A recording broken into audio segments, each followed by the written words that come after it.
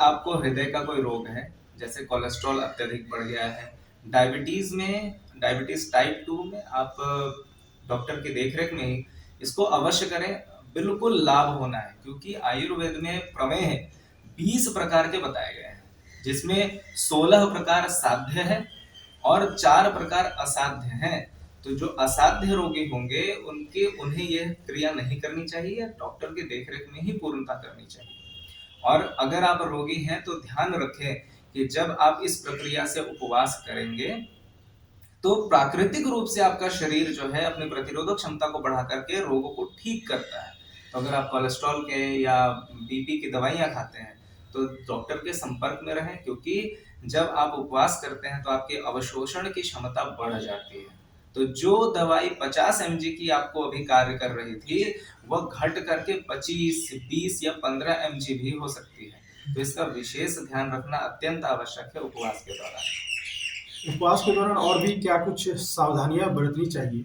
जो सावधानी यह है कि कई बार नींद नहीं आती है उपवास, क्योंकि आपने भोजन छोड़ दिया है तो कई बार नींद नहीं आती। तो उस दौरान इसे हम कहते हैं हीलिंग क्राइसिस, कि शरीर प्रतिरोधक क्षमता बढ़ा करके रोगों से आपको मुक्त कर रहा है। तो इस दौरान कुछ कुछ रोग उत्पन्न भी हो सकते हैं, जैसे नींद ना आना, बदन का दर्द होना, लो ग्रेड फीवर, थोड़ा सा ज्वर जैसा आपको महसूस होगा, कमजोरी का महसूस होना, सर का चकराना। तो इन सभी स्थितियों में आप कुछ कुछ उपाय कर सकते हैं। जैसे अगर बदन दर्द हो रहा है तो आप गर्म पानी से पाद स्नान कर लिए, गर्म पानी में पैर रख लिया आपने तो आपको आराम आ जाएगा। नींद ना आए तो भी यह प्रक्रिया कर लें, या आप कुछ कुछ जैसे केसर है, केसर को दूध में या गर्म पानी में डाल करके सेवन करें तो भी नींद आ जाएगा। सिर थोड़ा भारी लग रहा है तो थोड़ा सा सौंठ गर्म पानी में आपने ले लिया। अगर आपको थोड़ी वीकनेस लग रही है तो आप शहद नींबू पानी का प्रयोग करें। एक विशेष बात है कि इस दौरान ब्लड प्रेशर भी थोड़ा कम हो जाता है। ध्यान रहे जिनका ब्लड प्रेशर पहले से कम है उनका अधिक कम नहीं होगा, लेकिन अगर कमजोरी महसूस हो तो नींबू शहद जल का अवश्य सेवन। हाइड्रेशन का विशेष ध्यान दें कि जलीय तत्व शरीर में कभी कम ना हो। तो अपने वजन के अनुसार, अर्थात अगर आप 80 केजी के हैं तो 8 गिलास तरल तो आपको सेवन करना ही है। ध्यान रहे तरल में केवल जल नहीं आता, आपको नारियल पानी लेना चाहिए, फल सब्जियों का रस आप ले सकते हैं।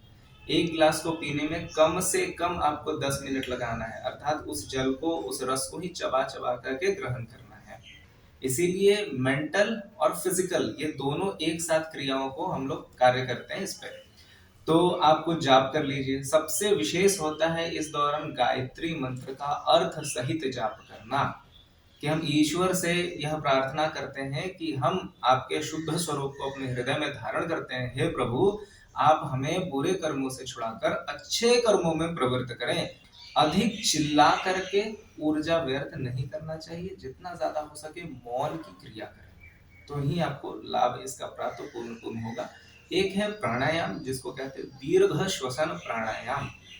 लंबा गहरा सांस, बिल्कुल धीमी गति से सांस भरेंगे, पेट और सीना पूरा फूलेगा और फिर पूरा बाहर निकाल करके पेट और सीना सिकुड़ जाए। जब लगे कि अब दम घुट रहा है तो वहां पर फिर पुनः सामान्य सांस लेंगे। शैली हम प्रशिक्षण देते हैं कि आप वैदिक जीवन शैली को अपनाएं। इसमें भली प्रकार से आहार विहार व्यवहार और प्रकृति का स्पर्श, यह 4 चीजें आप सीख सकते हैं। ये हमारे पूर्वज किया करते थे तो वो रोगी नहीं होते थे।